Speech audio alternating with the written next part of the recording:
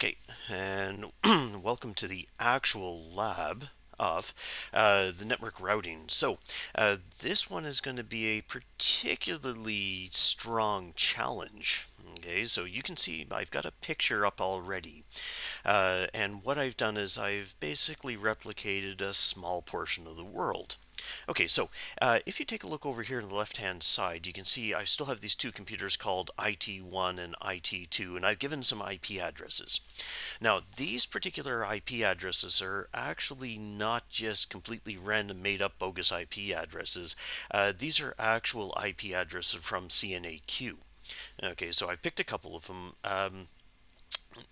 They're not exactly computers at the college, but they do represent a whole bunch of computers on the other end. Okay, and a bit more of this a little bit later when I cover something called NAT, or Network Address Translation. Okay, so at one end I've got the college here in Qatar, and at the other end I've got the magic place called www.google.com, and I'm sure everybody's been there. And the address 172.217.194.104, that's actually www.google.com's IP address. Okay, so I've got a server at this end, and the server, by the way, is just a PC. So you can drag over a PC as well. But I thought, okay, fine, I'll bring up a server. Okay, it looks just a little bit different, but still, it's just a computer. Okay, it's still a computer, and you configured exactly the same way through ipconfig. Okay, and of course, well, you'd want to be able to reach from the college all the way through to the other end of the world, which is somewhere probably in the US. So what I've done is I've put a whole bunch of routers in the way. For example, it looks like CNAQ has a router somewhere here at its edge. All right, Google also has what's known as an edge router. Okay, so it's the edge into actual Google data center where that magic server with all the answers happens to be living. And of course, we don't have a direct connection from the college all the way to Google, but instead we have some place in Qatar, probably Ooredoo, who looks after all of the network routing. Now, they may or may not have a direct connection to the US, but I've decided to make this a little bit interesting, and you'll see you can't get directly from the US from Qatar, but you do have a connection to the UK, one to Singapore, and one to India. Okay, and of course there's this extra redundant link between Singapore and India, and from Singapore you can get to Japan, who can get to the US. India looks like it's got a link to the US, and the UK also has a link to the US. So this is like some US telecom group. Now in reality there's probably 4 or 5 of these things across the US, but this is just a very hypothetical network. Okay, so what I'm going to get you to do is I want you to pause the video and I want you to work on this. And I want you to build up this entire network, and I want you to get all of the links up and working and configured. Okay, now the IP addresses. Okay, you'll see I've given you the IP addresses here of these computers and of Google.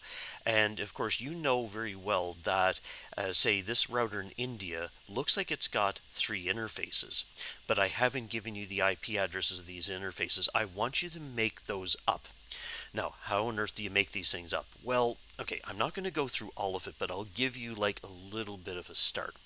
What I would suggest that you do is you grab a label and you start pulling up numbers. So now your choice what numbers you want to pick. Most of my inter-network routings, what I've done is I've used numbers like 200.1.1.1/24. And up here at the other end, this could be 200.1.1.2/24. Okay, but of course, remember that if you use these two numbers, you can't use 200.1.1 on any of the other networks. So then you'd continue on and you say, okay, well, maybe over on this side, I could use 200.1.2.1/24. Okay, and this could be that particular configuration. And you would go through, and I'd say you start off by going and you put labels on each of these places so that you have unique numbers all the way across. Now, my numbers that I've used are actually a little bit different. Okay, so yes, I'm going to delete that. My numbers I've used are actually different. I wrote it on a piece of paper and then I've configured all of these things, and I am not giving you my numbers. Okay, so this is entirely up to you to come up with your own numbering scheme. But just remember that every router needs to have its own interface. Okay, now, second thing here that's a bit new, you'll notice I've got red lines going between all of these, and what these are fiber links. Okay, so I've used fiber optic cables to get from Qatar to India because that could actually happen. Okay, you could actually have a fiber cable that makes it that far. Maybe it's got some special things in the middle to make the signal a bit stronger, but you could actually get a cable from Qatar all the way to India with no problem, and then maybe from India all the way to the U.S. I guess it's certainly possible, and it's a pretty long haul, but it certainly is possible to be done. So I'm going to let you hook all of these things up, but you may wonder what kind of network or what kind of a network routers am I using? Okay, first of all, you'll notice that my CNAQ router and the Google router, I'm just using that 1841 router. That just has two interfaces. But things like the QA router looks like it's got four interfaces. So what am I doing? Okay, here's my secret. You'll see that I'm using a type called a router PT-empty. Okay, so what I'll do is I'll come over to my router section, and I'm going to pick this one called router PT-empty, and I'm going to drop one right here. Okay, now when you pop this open, you'll see that, here, I'll zoom in so we can see as much as possible, maximize the screen. You'll see that this has a place called console and a place called aux, and there's absolutely nothing else. But over here on the left hand side, you'll see a whole bunch of things called modules. Now, there's a whole lot of different types of modules, but in fact, you can almost use them interchangeably. But here's the hint. I use this one right here called the 1CFE, which is the C stands for copper, and it's fast Ethernet. You could also use gigabit copper. So copper gigabit is what it stands for. And there's something over here called fast Ethernet fiber and fiber gigabit Ethernet. And here's what I've done.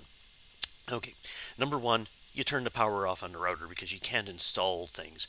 And if you needed a copper interface, why would you need a copper interface? Well, those 1841 routers have only copper. So what I'm going to do is I'm going to drag one of these places in here, and I know that I'm going to need a couple of fiber connections, so I'm going to grab these gigabit fibers and I'll just drop the things into here. So that's just a very simple drag and drop, and you drag over enough things.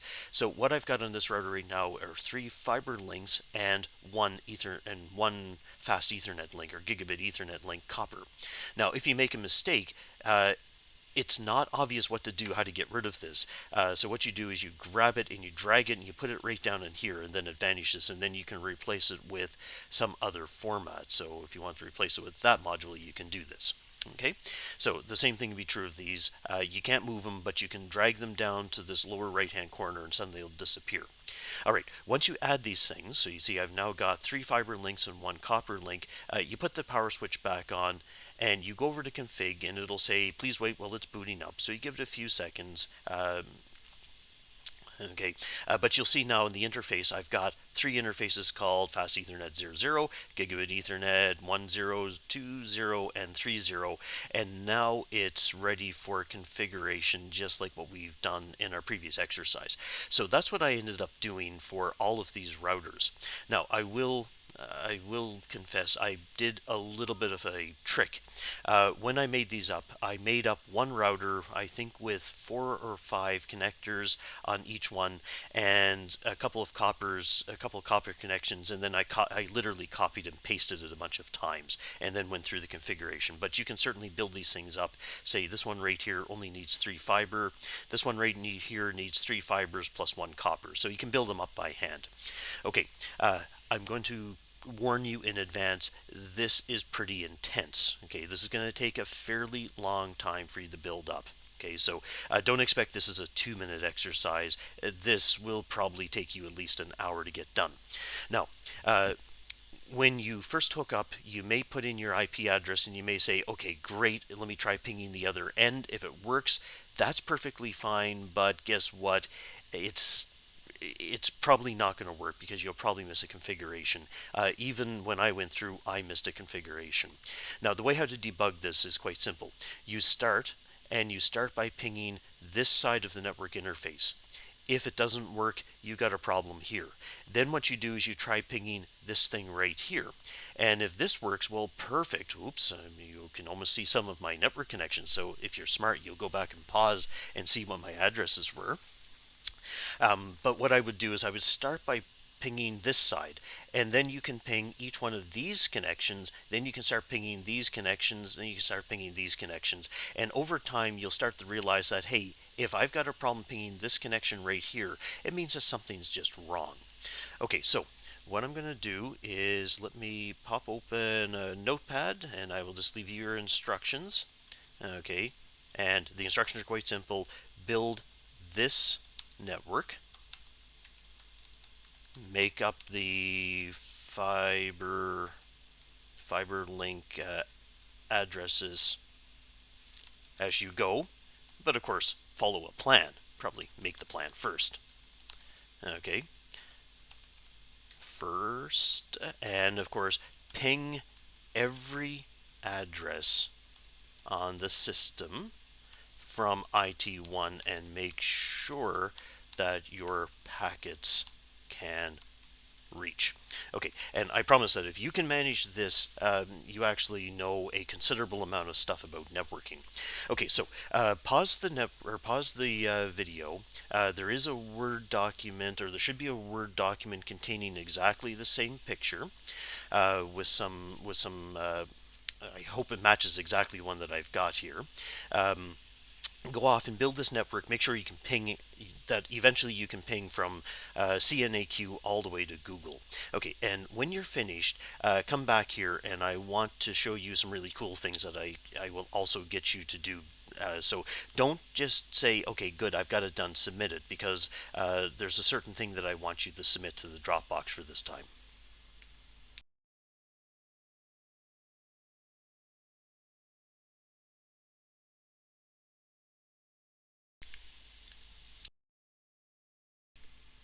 Okay, and I'm back. I hope that you've had some success.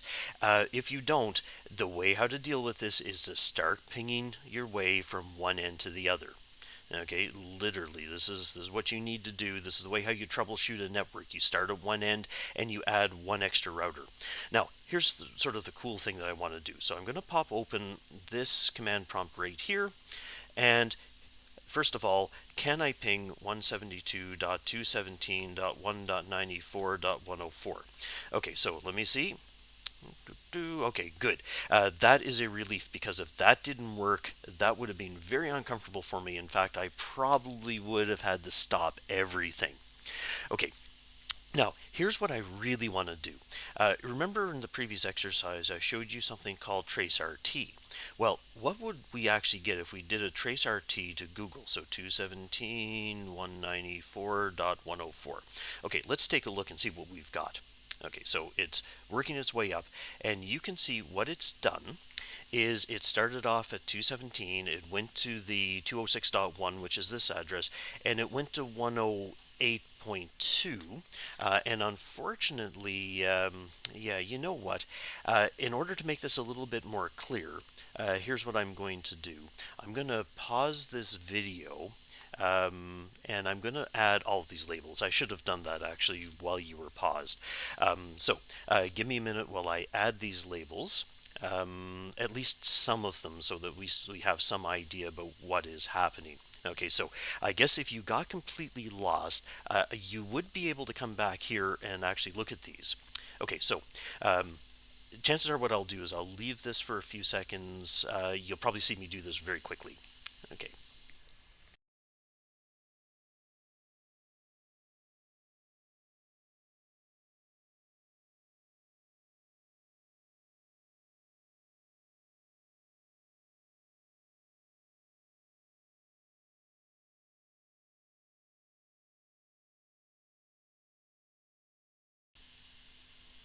Okay, so I'm back. So you probably saw me speed up that video quite a bit. Okay, here we go. So what I'm trying to do is, these are very, very difficult to put, especially with these very small things. So I'm trying to put these as close as I can so I can tell for sure what things I've got. Some of them are quite difficult to read. Sorry about this. If we had like little arrows and so on that we could use in these things, it would make life considerably easier, but unfortunately we just don't have this.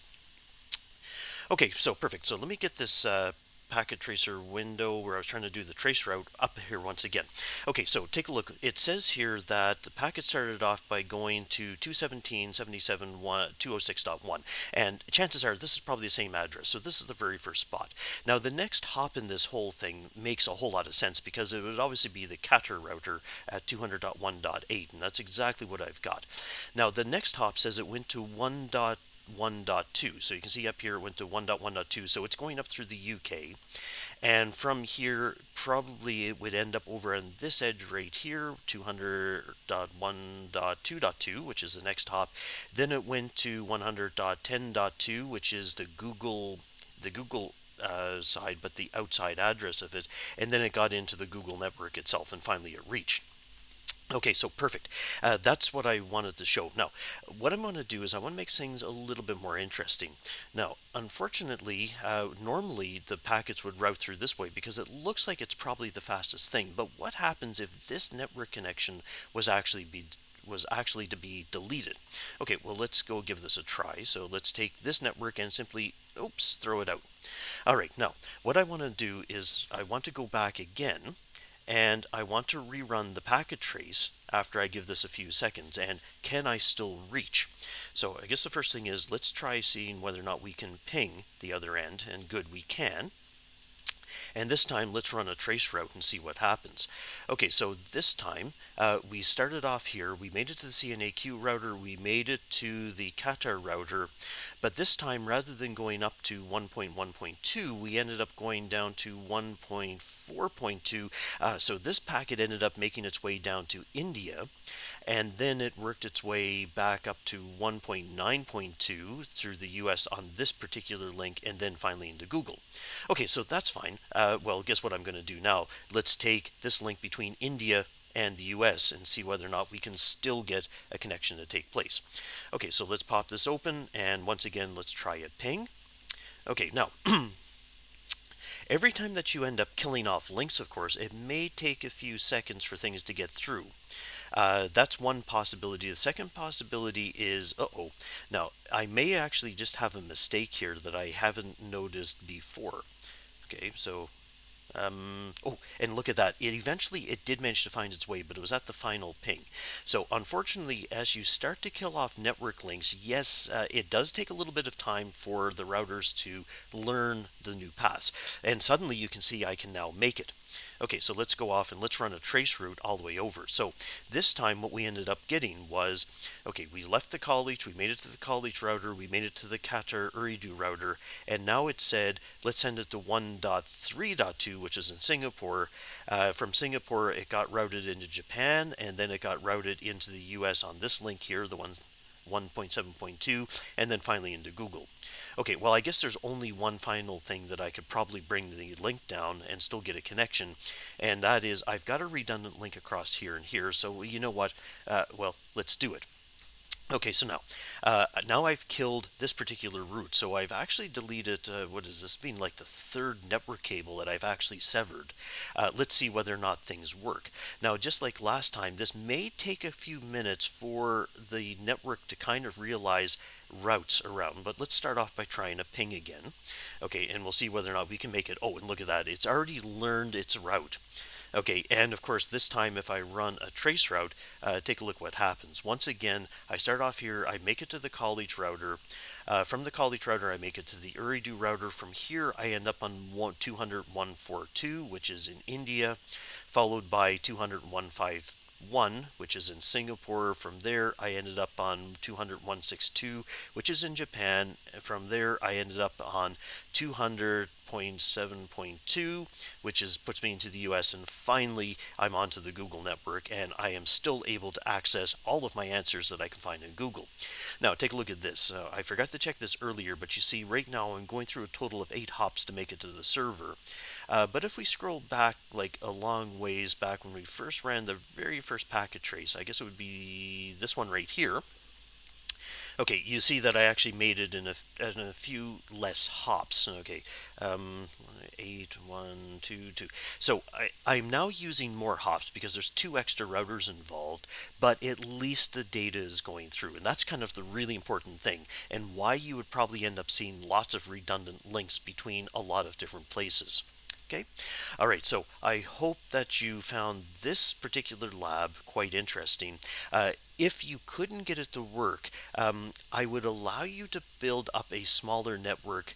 Maybe what you could do is put maybe three links in as well and just use the same thing. So you could have Google with a couple of links or a couple of extra routers, like a small triangle, connecting the two if you ended up just not getting it to work.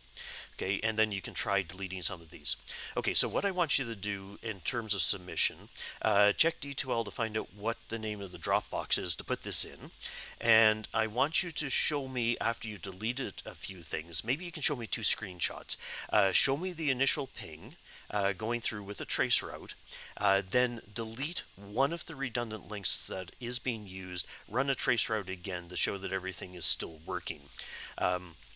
And so you can submit me two screenshots of that, showing me before and after one of the network deletions. So here, I'll write this up so that it's very clear.